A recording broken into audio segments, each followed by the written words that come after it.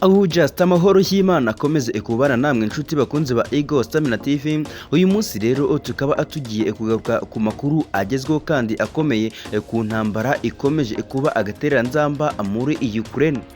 Leta zunze ubumwe za Amerika zatangaje ko zemeye ubusabe izagejejweho na Ukraine bwo kuyiha ibisasu bizwi nka cluster munitions byaciwe mu bihugu birenga ijana. Cluster munitions ni ubwoko bw'ibisasu bya roketi biturika maze ibishashi byabyo bikabyara utundi dusasu dukwirakwira tukiri mu kirere ku buryo twonona ahantu hanini cyane ku butaka. Utwo dusasu mu busanzwe duturika iyo duhuye n'ikintu, ariko udutatari duke muri two ntidushoka duturika keretse tuguye nko ku butaka butose cyangwa ubworoshye.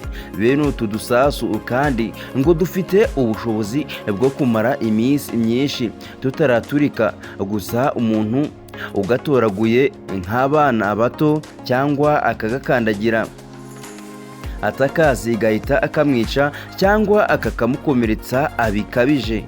Abahanga mu bya gisirikare bavuga ko cluster munitions zishobora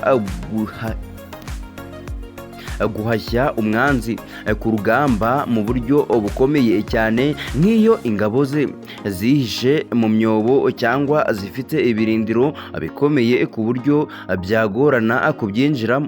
Kuri ubu ibihugu birenga ijana birimo Ubwongereza, Ubufaransa n'Ubudage byashyize umukono ku masezerano akumira gutunga no gukoresha cluster munitions kubera ingaruka mbi zigira ku basivili zitavanguye. Imiryango iharanira uburenganzira bwa muntu ivuga ko ubwoko bw'ibisasu ari amahano ndetse ko ikoreshwa ryabyo ari icyaha cy'intambara.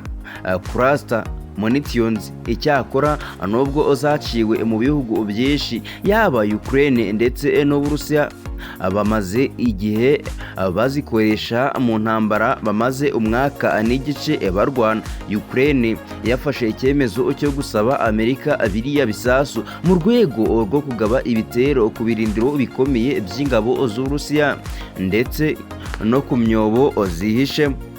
Ni nyuma y'uko iki gihugu gihuye n'ikibazo cyo kubura intwaro zirasa ku ntera ndende zagifasha guhangana n'umwanzi. Leta zunze ubumwe za Amerika zafashe umwanzuro wo guha Ukraine biriya bisasu nyuma y'amezi 6 abategetsi bazo batumvikana kuri iyi ngingo. Biden kuri uyu wa gatanu, ubwo iki gihugu cyafataga umwanzuro wo kohereza Ukraine ibi bisasu, cyavuze ko ari icyemezo gikwiye.